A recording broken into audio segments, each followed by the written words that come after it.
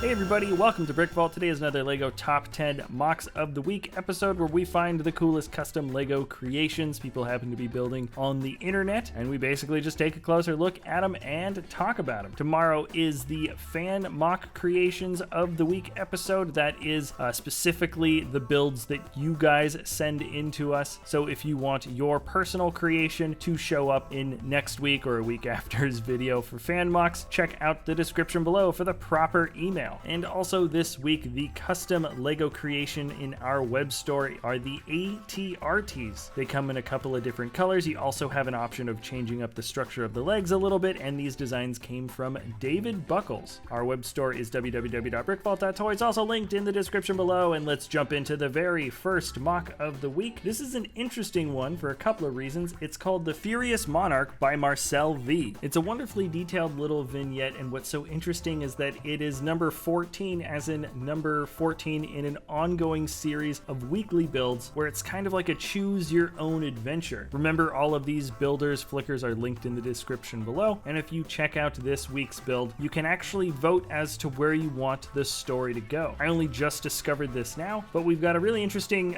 character for the main protagonist. At least the build is kind of funny. He's kind of a chubbier guy, and he seems to have been getting himself into all kinds of trouble. So number one, the concept is absolutely awesome. The building techniques are great. I can't believe this guy does one just once a week, and you get to also interact a bit with the builder, and you get to see if your choices for the next build go the way you want them to. Number two of the week is from Tamo S, a new designer that I'd never seen before. It's called Imperial Outpost, and it seems pretty simple. I do like the build design for the flag, and the castle as well as surrounding dock has a pretty nice and somewhat simplified overall design. Certainly brings me back to the old pirate sets from back in the day, and it is definitely worth checking out Tamo S's larger photo stream on Flickr. They've got a really interesting build style, lots of high quality stuff, and it's certainly one of my favorite new builders discovered since last week. Number 8, counting down, is from Uspez.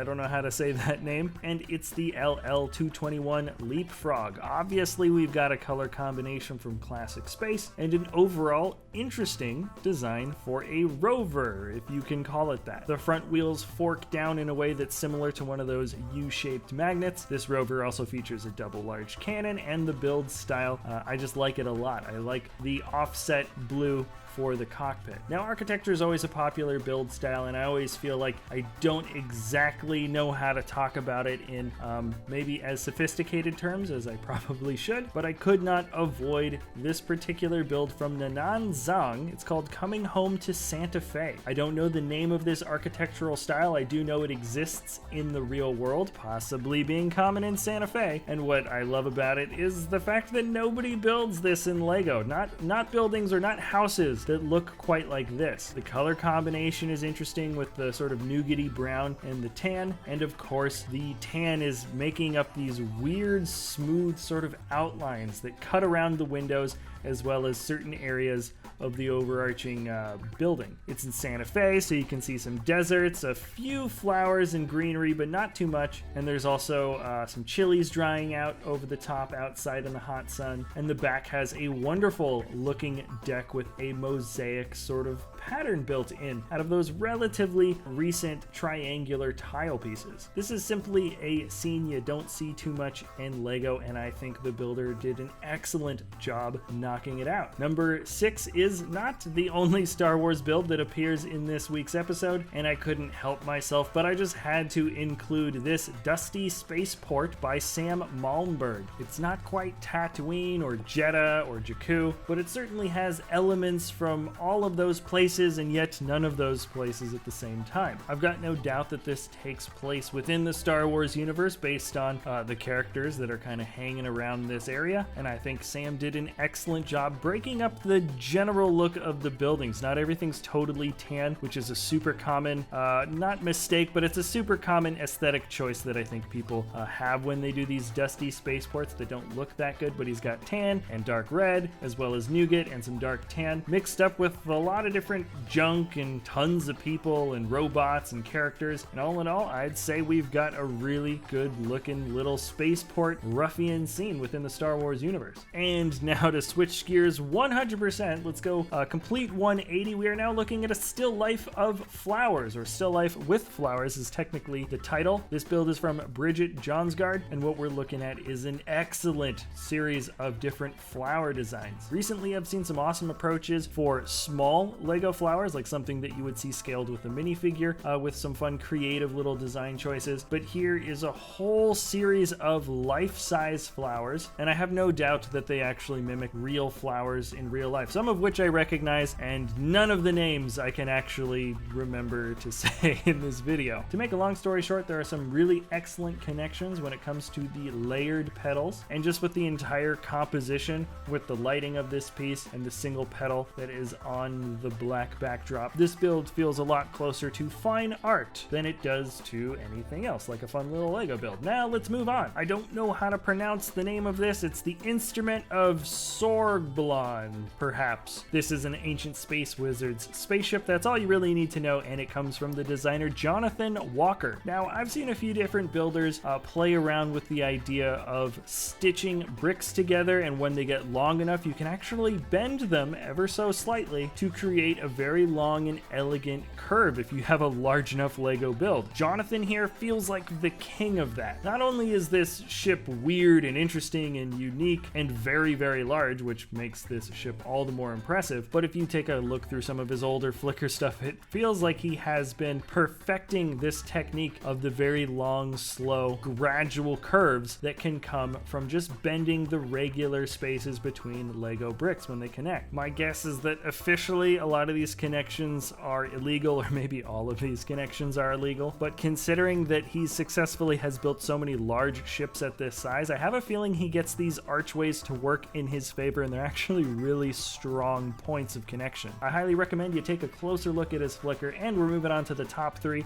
I apologize if we have shown off the Imperial Star Destroyer Monarch before. One Case is an absolutely awesome Lego builder, and I know that he's been working on this Star Destroyer sort of update for a long time, but this is the latest photo that he has come out with, and just taking a closer look back through some of the other logs, this is probably my favorite version of a larger, I would say UCS scale version of a Star Destroyer, of this particular type of Star Destroyer ever made. If you have not seen One Case's impressive Star Wars designs, I highly recommend you take a closer look at those, and we're moving on to top two. This is the second one. We've got Rosewood Hall by Brother Steven. Technically, this build was not released just last week, but it's still pretty darn new. But the main reason actually why I wanted to highlight it is because this is probably some of the best choices of color I've seen in a MOC in a long time. The bright orange being used for the, I guess, fall colors or autumn colors on the large tree next to the castle is just about the perfect thing you could have done to juxtapose the gray body, and then you've got the dark blue with the gold at the top, and then everything is laid upon an extremely lush green grassy bottom that actually kind of overflows the stand, which is a fun way to keep this build somewhat well contained. He employs the same type of building quality with some of the other sister builds, I guess you could say, for this, and that aqua colored dragon off to the side is kind of the perfect little add-on to make this whole fantasy world feel very complete and also very, very colorful. Now for the number one spot, the last build of the week. This is a 1-for-1 scale wearable Lego Infinity Gauntlet built by Brickitecture MOC Industries. Based on an educated guess, I'm willing to bet that the designer most likely took screenshots and screen grabs from Infinity War and measured out the official dimensions of what Thanos' actual gauntlet would look like in real life. This thing is a behemoth. The design includes some of the embroidered inlay that go along just the outside of the gauntlet, and of course you cannot forget the Infinity Stones. When you see this build in scale with another human being, you have an idea of just how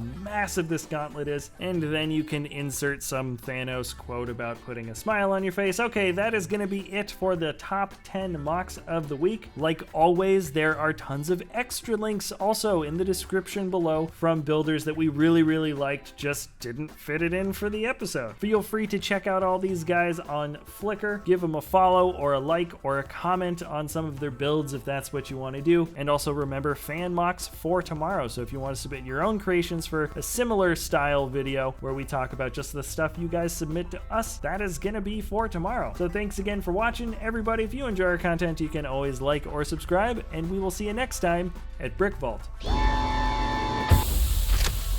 Hey everybody, we just wanted to pop in very quickly, let you guys know that we've got ourselves a LEGO web store. That's www.brickvault.toys, where the instructions for these incredibly high quality MOCs are being sold in PDF format. The revenue from the web store helps support us here at the channel, as well as the designers who help make these awesome MOCs. So thanks again for watching, and everybody, that is www.brickvault.toys, and we'll see you next time at BrickVault.